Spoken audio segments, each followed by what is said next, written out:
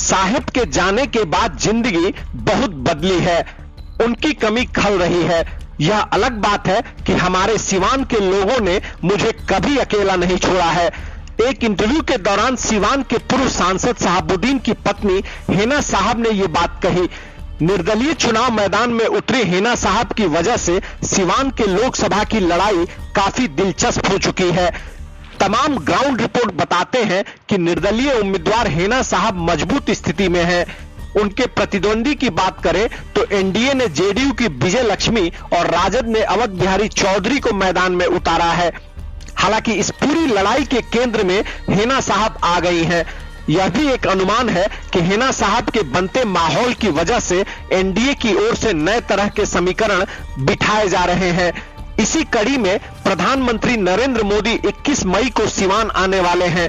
इस दौरान वह सिवान से जेडीयू प्रत्याशी विजय लक्ष्मी कुशवाहा के लिए वोट की अपील करेंगे। बता दें कि बीजेपी के लिए बिहार तमाम हिंदी पट्टी के राज्यों में सबसे अहम बना हुआ है। बिहार पर बीजेपी की नजर है। यही एक राज्य है जहां बीजेपी ने अपने बलबूते कभी सरकार नहीं बनाई। हालांकि ये लोकसभा चुनाव है, सवाल बिहार की सरकार का नहीं है। फिर भी लोकसभा चुनाव में 40 की 40 सीटों को जीतने का लक्ष्य तो हर हाल में बीजेपी पूरा करना चाहती है। हालांकि जो समीकरण बन रहे हैं उसमें ऐसा लग रहा है कि सिवान लोकसभा की सीट बीजेपी के इस सपने को शायद पूरा करने दे।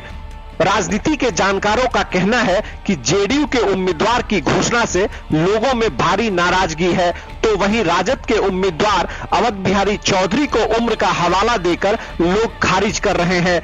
ऐसे में एक ठोस विकल्प हिना साहब बचती हैं। वहीं एक अन्य निर्दलीय उम्मीदवार जीवन यादव के नाम की भी चर्चा चल रही है, लेकिन जानकार ये मानते हैं कि वह राजद उम्मीदवार अवध बिहारी चौधरी को वोट के मामले में नुकसान पहुंचाएंगे। हालांकि इसके ठोस प्रमाण नहीं है कि वह क्या राजद के पुराने नेता अवध बिहारी को वोट के मामले में नुकसान पहुंचा सकते हैं या नहीं। वहीं विजय लक्ष्मी के पति रमेश कुशवाहा हैं, जो पहले माले के सिवान के सक्रिय नेता रहे हैं।